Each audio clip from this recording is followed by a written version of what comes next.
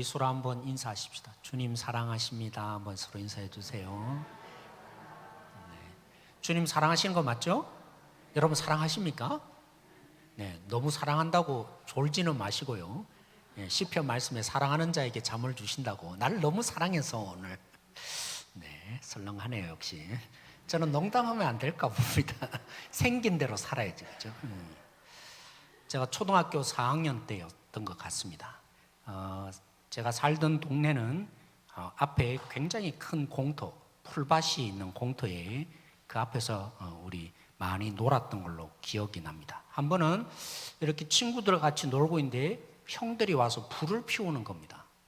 공터에 불을 피우다니. 네, 돌을 데운다는 거예요. 그러더니만 이제 얼마 지나지 않아서 흙으로 덮어요. 그래서 불을 꺼트리는 것 같았습니다. 자세히 보니까 불을 꺼트린 게 아니라 데워진 돌 위에 감자를 넣고 밀봉을 한 것입니다. 혹시 그런 감자 먹어보셨어요? 진짜 맛있더라고요. 처음 알았어요. 야, 진짜 맛있네. 그렇게 먹고 났는데 약간 마음에 그림이 왔습니다. 그 감자가 어디서 왔을까요? 뭐 했다고요? 서리한 겁니다. 사랑하는 성도 여러분, 우리 문화에 예전에는 설이라는 어떻게 발음해야 될지도 모르겠지만 그런 문화들이 있었습니다. 근데 유대 사회에도 설이가 있을까요, 없을까요? 제 묻는 의도는 있다는 거겠죠. 네, 분명히 우리나라와 너무나 유대 사회가 너무 많이 닮은 점이 있더라고요. 유대 사회에도 설이라는 것이 있습니다. 오늘 제자들도 설이를 한 것입니다. 뭘 설이했죠? 네, 밀밭 사이로 지나가면서 길을 여는데 뭐 했죠? 밀 이삭을 잘랐습니다. 서리해서 먹기 위해서 배고팠던 거죠. 그런데 왜 종교 지도자인 바리새인들은 공격하는 것입니까? 이 설이라는 당연한 문화가 있는데 왜 밀밭 사이에 그 서리한 제자들을 보고 예수여, 당신 제자들은 어떻게 이럴 수 있습니까? 하면서 공격하였던 겁니다. 왜 그런 거죠? 그날이 무슨 날이었더라? 네, 안식. 우리 성도님들 역시 수준이 높습니다. 27절에 밀을 잘랐다라고만 기록되어 있지만 사실은 밀을 잘라서 뭐 하기 위해서죠? 먹기 위해서입니다. 먹으려면 이렇게 알곡을 해야 합니다. 껍질을 벗겨야죠. 손으로 그래서 비볐다. 다른 성경에는 그렇게 기록되어 있습니다. 근데 유대 사회에서 안식일날 2일 중에 하나가 손으로 비비는 것은 뭐라고 여겼겠어요? 일하는 거죠. 역시 우리 성도님들이 수준이 높습니다. 그렇게 일하는 안식일날 다른 날은 그렇게 밀을 먹어도 아무 문제가 없습니다.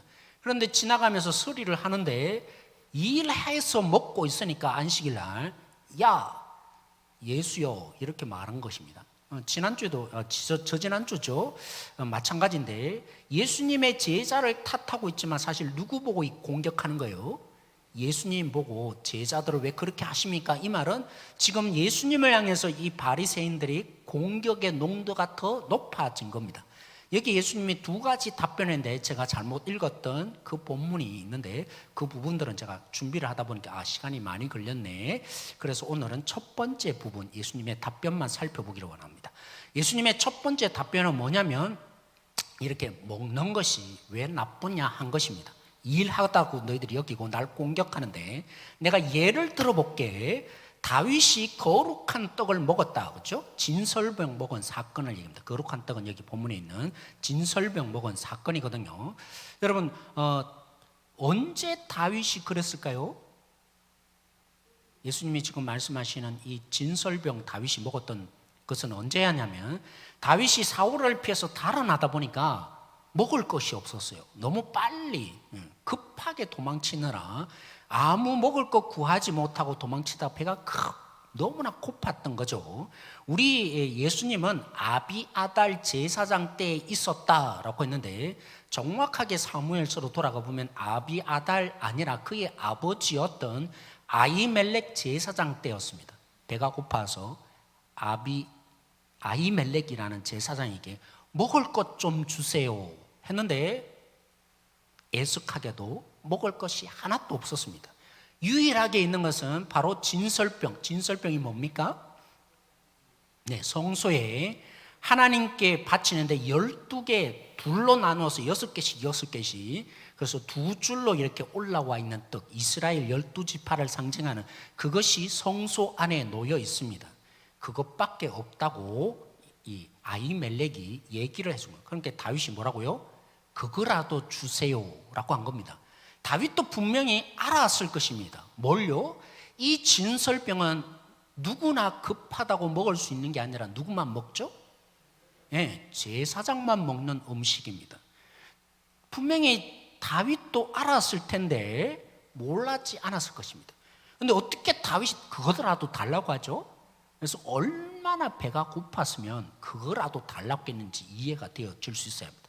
먹지 않으면 죽을 것 같은 굶주림이 다윗에게 함께했던 일행자들에게 있었고, 또 이 아히멜렉이 누구라고요? 제사장입니다. 누구보다도 성소의 질서를 잘 지키고 돌봐야 하기 때문에 안 된다, 줄 수 없다, 이래야 될 아히멜렉이 여기 있다 하고 주었습니다.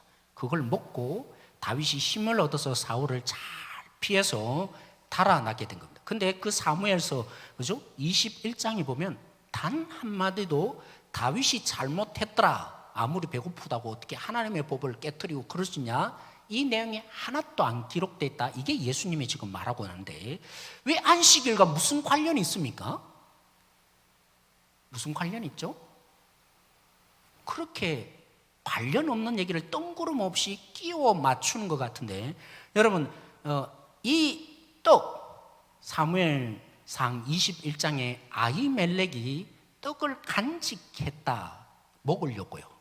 그 말이 여기에 표현되어 있지 않지만 사실은 이해되어져야 합니다. 안식일에 뭘 하느냐면 6일 동안 떡상에 그 진설병을 놓았다가 7일째 안식일이 되면 새 떡으로 교체를 합니다. 그리고 옛날 그 떡을 뭐 하죠? 제사장이 먹는 것입니다. 그래서 지금 사무엘상 21장에는 기록되어 있지는 않지만 이 아히멜렉이 가지고 있었다, 그래서 주었다 말 속에 그날이 무슨 날이었을까요? 안식일이었던 것입니다. 정말 놀라운 사건, 예수님이 뜬금없이 끼워 맞춘 것이 아니라 안식일 날 뭐 했더라고요? 배고픈 이 다윗이 먹을 것이 없다고, 그래서 먹지 말아야 될 제사장만이 먹을 수 있는 그 떡을 먹고도 아무런 문제가 없었고, 이 아히멜렉도 이 죽어가는 영혼을 살리는 입장에서 죽었더라 라고 얘기하는 것입니다. 그래서 오늘 이 바리새인들 앞에 안식일 날 일하느냐 마느냐 그 규정이 목적이 아니다. 뭘 위해서 하나님이 일하지 말라고 그냥 궁극적으로 생명을 살리기 위해서다. 왜 일하지 말라고 한 거라고요? 뭐 하기 위해서라고요? 생명을 살리기 위해서다. 마치 다윗이 그 떡을 먹고 생명을 얻은 것처럼 나는 지금 이들에게 허용하는 이유는 안식일의 본질의 정신이 일하느냐 마느냐 거기에 있지 않고 생명을 살리는 이 하나님의 뜻을 알기에 이 행동을 하는 거다라고 예수님이 보여주시는 사건입니다. 그래서 우리는 기억해야 합니다. 오늘 이 본문을 통해서 교회의 목적, 우리 성도들이 예수님을 믿는 궁극적인 목적, 하나님이 원하시는 진짜 목적이 뭘까요? 영혼이 사는 데 있습니다. 교회의 진짜 목적은 영혼을 살리는 데 있음을 잊지 마시기를 원합니다. 제가 존재하는 목적도, 우리 장로님이 섬기는 목적도, 우리 성도님들이 주님을 믿어가는 목적도. 그래서 지난주에 저는 너무나 기뻤어요. 우리 교육자들에게 그 말씀을 드렸는데, 이현성 간사님이 그죠, MIP 기도함의 목적이 뭐라고요? 영혼 구원. 거기에 목적이 있다. 그래서 제대로 말씀해 주고 있네. 그치 한 이 부분이었던. 그래서 여기 예수님이 의도적으로 이 역사적인 사건을 바꾼 것 같은데, 그 아들인 아비아달 때라고 왜 얘기를 했을까요? 아비아달이 아니라 그의 아버지였던 아히멜렉 때라고 해야 될 것이 마땅한데, 예수님은 의도적으로 아비아달 때라고 했습니다. 왜 그랬을까요? 여기 궁금한 점이 안 생기세요? 예수님이 잘못 말씀한 겁니까? 저는 잘못 말할 수는 있지만 예수님이 그럴 수 없잖아요. 여러분, 이 아히멜렉이 다윗에게 떡을 주는 바람에 다윗이 도망한 것을 보고 사울이 찾아와서 너 왜 떡 주었냐 하면서 전부를 몰살시켰습니다. 떡 준 그 아버지 아히멜렉뿐만이 아니라 그의 가족들을 다 몰살시켰습니다. 거기에 도망친 유일하게 살아남은 자가 오늘 예수님이 말씀하는 누구였다고요? 아비아달이었습니다. 뭔가 낌새가 났지 않습니까? 예수님은 한편으로 이렇게 말하는 것입니다. 마치 너희들은 사울과 똑같다. 어떻게 말입니까? 생명을 살린 그 아히멜렉을 죽인 것처럼 하나님의 진짜 목적을 잃어버리고 일하지 말라는 그것으로 이 법을 규정하며 안식을 이렇게 만드는 너희야말로 사울처럼 생명을 죽이고 있구나. 라는 예수님의 의도가 여기에 다분히 담겨 있는 것입니다. 사랑하는 성도 여러분, 에너지 보존의 법칙을 아십니까? 네, 과학적 얘기를 좀 하려고 하는데요. 이런 겁니다. 그죠? 댐을 왜 쌓아요? 전기 에너지를 얻거나 하기 위한 부분도 있잖아요. 댐의 높은 곳에 있던 물이 이제 낙하를 하면서 생기는 에너지가 있습니다. 그 낙하 에너지라 합니다. 이 낙하 에너지가 떨어지면서 뭐가 바뀌어지죠? 에너지가 전기 에너지로 바뀝니다. 이 낙하의 에너지가 에너지 보존의 법칙이라는 말은 무슨 뜻이냐면 그 위에 있던 물이 전기 에너지로 바뀌는데 결코 전기 에너지로 바뀌면서 더 높은 에너지로는 변하지 않는다. 낮아지거나 에너지는 보존된다. 그죠?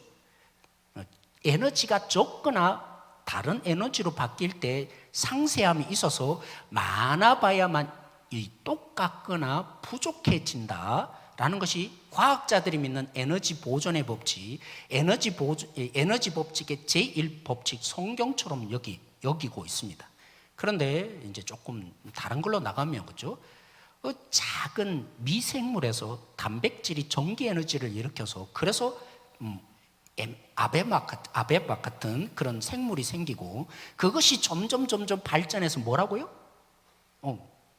작은 생물이 생기고 결국 인간이 변해가더라. 이건 에너지 보존, 그들이 과학자들이 가장 기초가 되는 에너지 법칙을 완전히 깨고 있는 것입니다.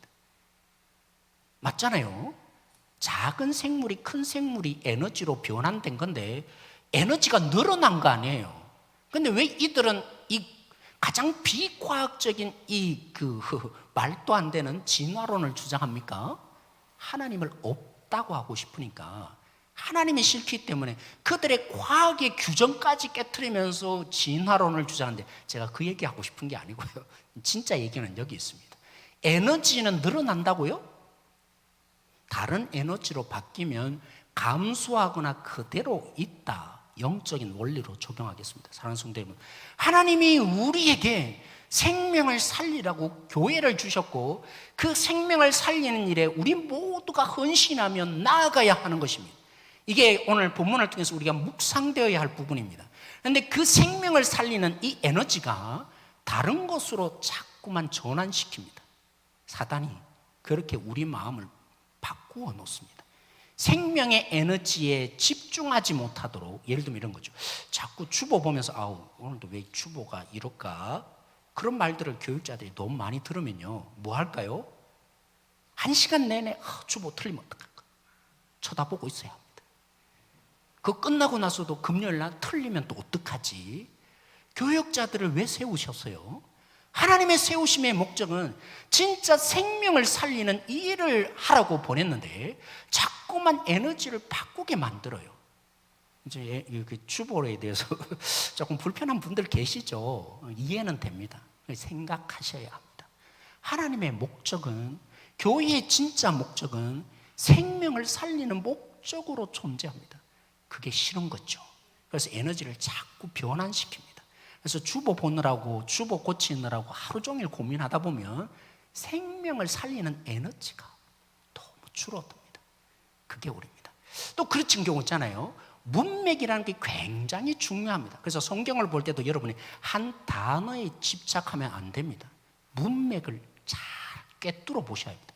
그 앞 본문이 뭐고 그 뒷 본문이 뭔지를 보아야 되는데, 때로는 교육자가 그럴 경우, 설교자가 그럴 때가 있습니다.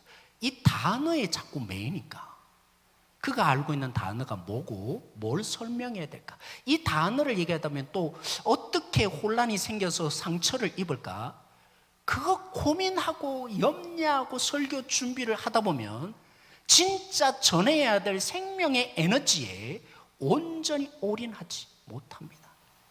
우리 교육자 입장에서 제가 자꾸 말씀을 드립니다. 교회의 목적은 어디 있는 거라고요? 생명을 살리는 데 목적이 있습니다. 생명의 에너지를 다 우리 모두가 드려줘야 합니다. 어떻게 한 생명을 주님을 만나게 하고 주님의 사람 만들까, 여기에 고민 다 하는 것 같은데, 그래서 틀리면 안 되겠죠. 때로는 순서가 바뀌면 안 되겠죠. 그런데요, 참 이상합니다. 거기에 자꾸 신경 쓰고 그걸 목숨 걸고 자꾸 뭐라 하면 나중에 진짜 목숨 걸어야 될 에너지가 그것으로 바뀐 거 아니에요? 다음부터는 자꾸 걱정이 돼요.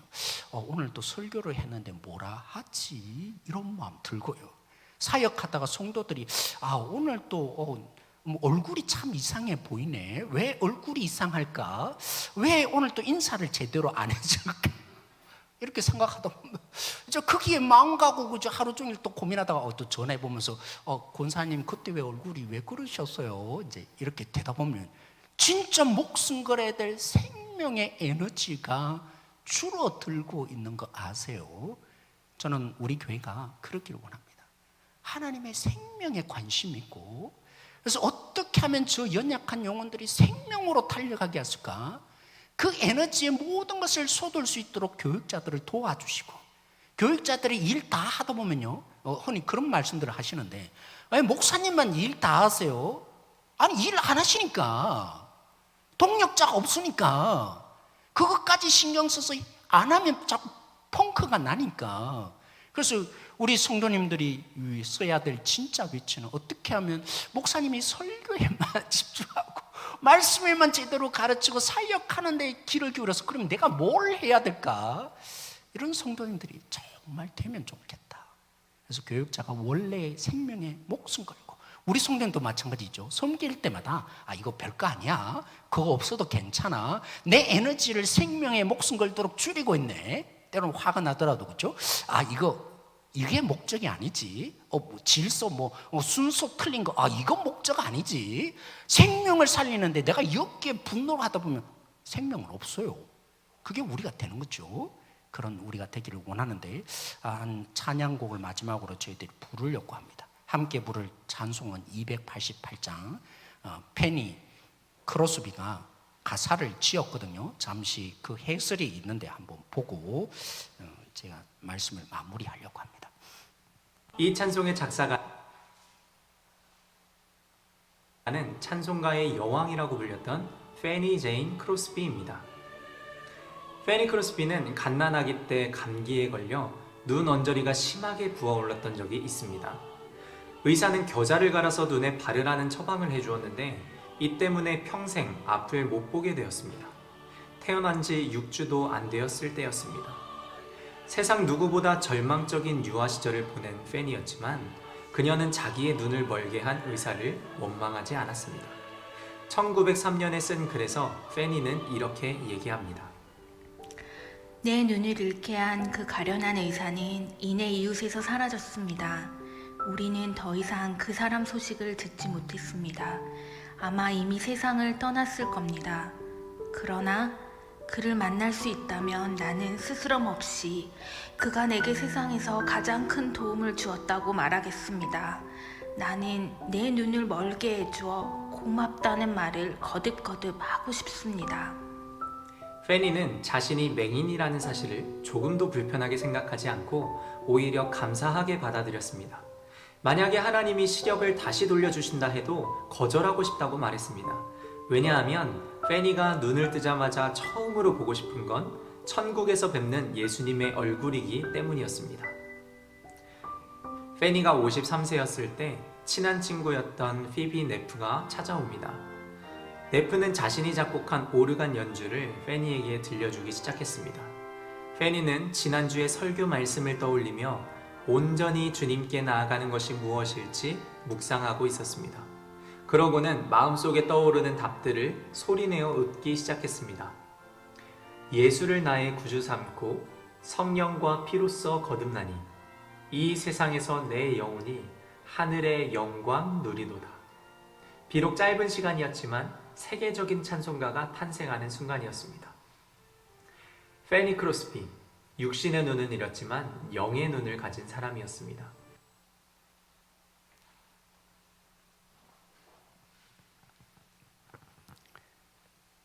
자신의 시력을 잃게 한 의사가 얼마나 미웠겠습니까? 근데 어떻게 원망하지 않는다고 페니 크로스비는 얘기했던 거죠? 생명에 관심이 있었기 때문입니다. 오히려 눈이 감김으로 하나님을 만났고 그 하나님을 보는 것이 마지막 이제 인터뷰에서 그죠? 눈을 뜬다면 뭘 보고 싶으세요? 하나님을 보고 싶은 것이 가장 큰 소망이다. 그거래서 지었던 곡이 예수로 나의 구주 삼고. 여러분은 무엇을 보기를 원하십니까? 여러분의 눈이 감기는 상황이 되어졌을 때 때로는 지체들 속에서 그렇죠? 정말 우리의 마음이 감기게 하는 어려운 상황 닥칠 수도 있을 것입니다. 일단 뭘 먼저 생각하세요? 주님을 보게 하는 일을 위해서 교회는 존재해야 합니다. 우리를 그렇게 부르셨고 그 생명을 얻게 하는 통로로 하나님이 교회를 세우셨습니다. 이 일에 집중하지 못하도록 수많은 오해와 에너지를 전환시키는 일들이 사탄에 의해서 끊임없이 일어납니다. 우리 교회가 기도해야 합니다. 주님의 진짜 목적, 그 죽어가는 다윗을 살리기 위해서 떡을 주었던 것처럼 예수님이 그 제자들에게 이렇게 풍성히 누리게 해주었던 것처럼 하나님을 만난 우리도 오늘 이 땅 가운데 그 생명을 얻게 하는 일을 위해서 모두가 일어나는 교회, 생명을 살리는 교회라면 하나님이 어찌 가만 내버려 두시겠습니까? 하나님의 생명이 점점 사라지는 교회라면 하나님은 그렇게 좋아하지 않으실 것입니다. 그러나 진짜 생명의 목숨을 거는 그 영혼이 있는 교회라면 하나님이 어찌 부흥을 주시지 않겠습니까? 우리 모두가 부흥을 원하는데 진짜 이 생명의 목숨을 거는 생명에 진짜 관심 있는 자들이 되어서 그래 괜찮아 이것도 괜찮아 넉넉한 마음으로 살아갈 수 있는 교회 되어지고 그런 마음으로 우리 한번 1절 찬송해 볼까요?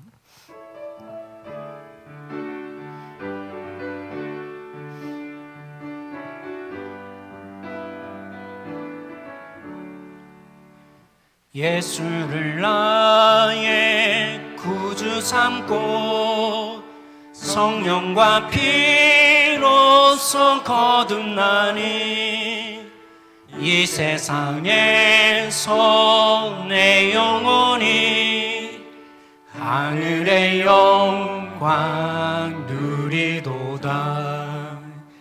이것이 나의 간증이요 이것이 나의 찬송일세. 나 사는 동안 끊임없이 구주를 찬송하리로다. 오늘 말씀을 붙들고 함께 기도하십시다. 하나님 아버지가 관심 있는 것에 우리도 목숨을 걸 수 있도록 수많은 여러 가지 사건과 사람들의 목소리가 이 목적을 잊어버리게 합니다. 우리의 에너지를 하나님의 생명을 살리는 일에 전념하지 못하도록 우리 마음을 아프게 하기도 하고 때론 무너뜨리기도 하고 다른 방향의 에너지로 바꾸게 합니다. 오늘 우리가 기도하십시다. 하나님 저로부터 하나님의 생명에 이 관심이 있는 자 나의 말 한마디가 생명을 살리는 말이 되게 하시고 저를 살려두었듯이 오늘도 여전히 하나님의 이 세상에 우리 교회를 세우셔서 그러한 은혜의 장소로 만들기를 원하는데 우리의 말 한마디도 우리 모든 지체들이 어떻게 하면 생명을 살릴 수 있을까? 어떻게 하면 주님을 모르는 자가 이 교회로 오게 할 수 있을까? 여기에 초점을 두는 선교적인 삶이 우리 속에 일어나기를 우리 같이 한번 기도하도록 하겠습니다. 기도하겠습니다.